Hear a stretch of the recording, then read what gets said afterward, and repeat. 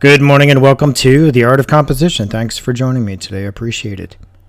So today I want to take a look at another Paul Hassel photograph. I believe this is number 4.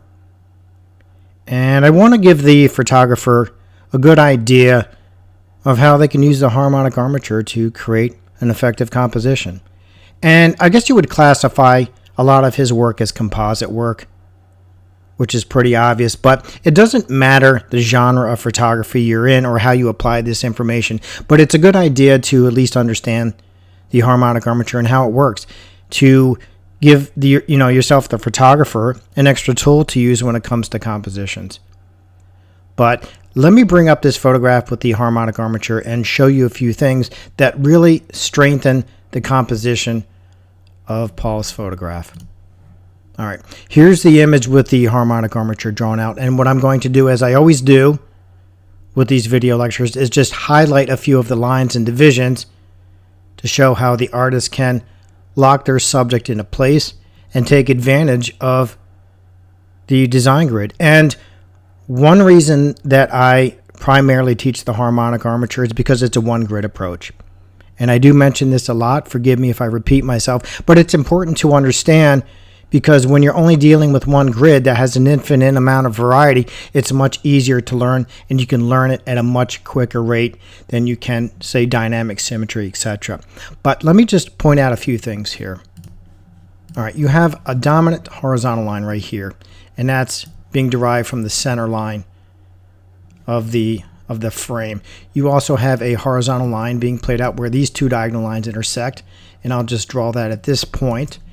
You have this part of the diagonal line being played out. You obviously have this section of the diagonal line being played out. So again, just a few lines being derived here. You don't need to use all the lines in an armature. You can use as few or as many as you want. And just because you use less doesn't mean it's a less effective composition. So you can tell already what's going on here. You've got, what, 5 lines, 6 lines? And you've locked the subject into place, but you're also using some of the diagonal lines being played out here. You have a division here, vertical, okay. That's being framed in.